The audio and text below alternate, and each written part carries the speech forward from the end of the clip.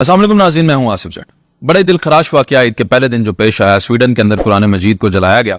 इंतहाई अहम मालूमात है इस वीडियो के अंदर, आपने आखिर तक जुड़े रहना है। वो शख्स कौन था जिसने कुरान मजीद को जलाया, उसकी नेशनैलिटी क्या थी, उसके मकासद क्या थे, उसका मजहब क्या था, आखिर वो जला के कुरान मजीद को क्या साबित करना चाहता था, स्वीडन की जो हुकूमत है उसका क्या मौक़िफ़ है, पुलिस ने ऐसा क्यों करने दिया, जुडिशरी का इसमें क्या किरदार है, और फिर उसी दिन प्यूटन ने कुरान मजीद को सीने से क्यों लगाया। ये सारी बातें इस वीडियो में डिस्कस करते हैं। सबसे पहली चीज तो ये कि ये ईद का पहला दिन था जिस दिन कुरान मजीद को जलाया गया और बेहुरमती की गई। इंतहाई अफसोसनाक वाकया है, लेकिन इसका पस मंजर थोड़ा पीछे जाता है। ये शख्स जो है इसका ताल्लुक इराक से था, इराक का ये शहरी था और ये एथियस्ट है, किसी खुदा को नहीं मानता, और ये एक रेफ्यूजी था जिसके पास अब स्वीडन की शहरियत जो है उसके पास मौजूद है। वो शहरी है स्वीडन का, उसके पास पेपर्स हैं। इसका नाम है जी सलमान मोमिका। इससे पहले 3 दफा इस शख्स ने स्वीडन के मुख्तलिफ पुलिस के जो थाने थे वहां पे जाके ये दरखास्त दी कि मैं कुरान के खिलाफ जो है एक एहतजाज करना चाहता हूं और मैं इसको जलाना चाहता हूं। तो स्वीडन की पुलिस ने इसको सीधा सीधा इनकार कर दिया और ये कहा कि इससे जो है मुल्क के अंदर दंगे फसाद हो सकते हैं, हमारी इमारतों के बाहर एहतजाज हो सकता है, तो हम आपको इसकी इजाजत नहीं देंगे। बिलाखिर इसने वहां से फिर अदालत के अंदर रुजू किया और अदालत से उसने ये इजाजत ले ली कि मैं एहतजाज करना चाहता हूं। अदालत ने इसको इसलिए इजाजत दे दी क्योंकि वहां पे जो कानून है आजादी इज़हार राय का, तो उन्होंने इसको इजाजत दे दी और कहा, साथ बल्कि पुलिस को ये हुक्म जारी कर दिया कि इसकी प्रोटेक्शन की जाए और इसको आजादी इज़हार राय का हक हासिल है। तो इस शख्स ने क्या किया कि ईद के पहले दिन जो स्वीडन का कैपिटल है ना जी, स्टॉकहोम, उसकी जो जामिया मस्जिद है, सबसे बड़ी मस्जिद है, उस मेन मॉस्क उसे कहते हैं, उस मॉस्क के बाहर यानी मस्जिद के बाहर इसने नाउजुबिल्लाह अस्तगफिरुल्लाह कुरान मजीद को जलाना शुरू कर दिया, बेहुरमती करनी शुरू कर दी। तो क्योंकि वहां पे लोग थे ईद की नमाज पढ़ने आए हुए थे, उन्होंने इसको घेर लिया और एहतजाज उन्होंने इसके खिलाफ करना शुरू कर दिया, आवाजें कसना शुरू कर दी और एक नारा वहां पे बुलंद होना शुरू हो गया कि गॉड इज ग्रेट। वहां से उठ के फिर एक मुसलमान ने इसको पत्थर मारा।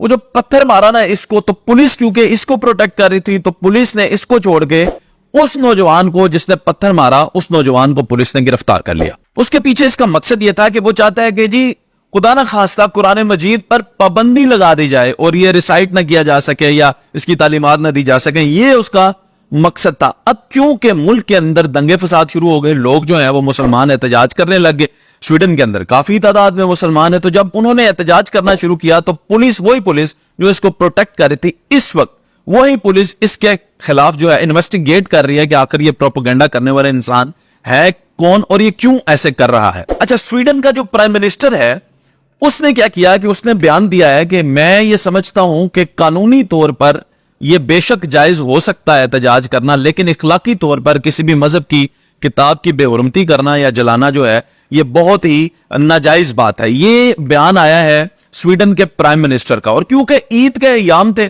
और यूरोप में ये एहतजाज वगैरह और ये चीजें होना शुरू हो गई थी, तो रशिया जो है बहुत बड़ा क्योंकि मुल्क है और रशिया के अंदर काफी सारी इस्लामिक जो है वो स्टेट्स आती हैं। तो जो सदर प्यूटन है रशिया का, वो रशिया का एक इलाका है दरबंद।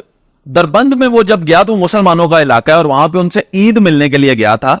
तो जब वो वहां पे पहुंचा तो मुसलमानों ने उसे कुरान मजीद गिफ्ट किया और उसने बहुत बड़ी बात कर दी। प्यूटन ने कुरान मजीद को गले से लगा लिया, सीने से लगा लिया और सीने से लगा ही रखा काफी देर, और फिर उसने बयान दिया। उसने कहा कि वो समझते हैं, यानी कि वो स्वीडन को कह रहा था, यानी कि वो फ्रांस को कह रहा था, उसने कहा कि वो समझते हैं कि ये कानूनी तौर पर जायज है, जबकि ये हरकत रशिया के अंदर इस पे पाबंदी है और मैं ये मेक श्योर करूंगा, ये प्यूटन ने कहा कि मैं मेक श्योर करूंगा कि रशिया के अंदर कोई भी शख्स अगर इस तरह करे तो उस पर कानूनी कार्रवाई और इस ऐसे एक्ट की हम मुजम्मत करते हैं और रशिया के अंदर इस पर पाबंदी लगाते हैं। यानी कि रशिया के अंदर कोई भी शख्स जो है किसी भी मजहबी किताब या किसी भी मजहबी सरबराह के खिलाफ जो है वो इस तरह की हरकत व सकनात नहीं कर सकता। तो ये बयान आया सदर प्यूटन की तरफ से। अब मामला अकल सोचती है कि ऐसा क्यों करते हैं ये लोग, हर थोड़े अरसे बाद फ्रांस से, स्वीडन से, आगे पीछे से कोई ना कोई उठता है एक, और उठ के तो